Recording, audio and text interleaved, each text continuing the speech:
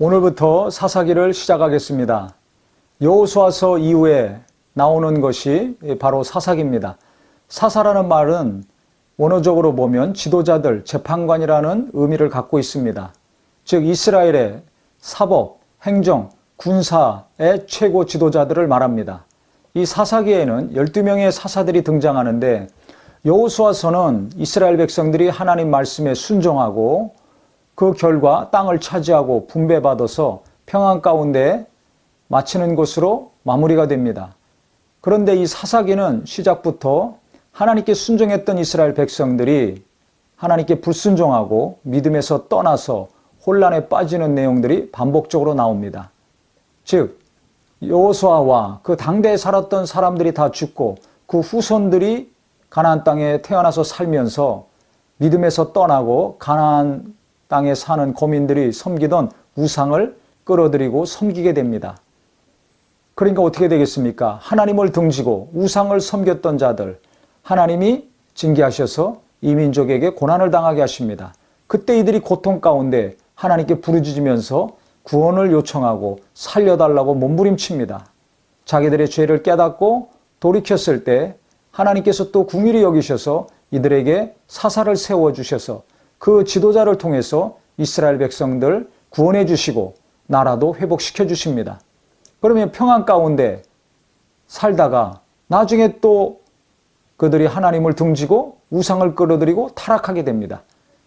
이와 같은 반복적인 삶이 이스라엘 사사시대 계속해서 이루어졌습니다. 그래서 마지막에 보면 사사기 21장 25절에 그때 이스라엘에 왕이 없으므로 사람이 각기 자기의 소견에 옳은 대로 행하였더라. 왕이 없기 때문에 각자 자기 소견에 옳은 대로 행하였더라. 이게 사사기의 핵심이고 요약입니다.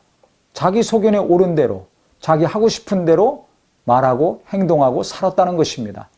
하나님이 없이 각자 자기 자신이 옳다고, 자기 자신이 의롭다고, 자기 자신의 생각이 맞다고 자기 갈 길로 행했던 많은 역사가 이 사사기에 들어 있습니다. 이 사사기가 기록된 주요 목적이 바로 여기에 있습니다. 즉 왕이 통치하는 이스라엘 왕정 국가의 필요성을 이 사사기를 통해서 성경은 제시하고 있는 것입니다. 이 사사기 다음에 룻기가 나옵니다. 룻기 뒷부분에 보면 족보가 나오는데 그때 다윗의 이름이 나오죠. 그 다음에 사무엘 상하가 나오는데 이 사무엘 상하를 통해서 다윗이 왕으로 등장하게 됩니다. 즉 다윗이 이스라엘의 왕으로 합법적으로 통치하게 된다는 내용의 전문과도 같은 내용이 바로 사사기입니다.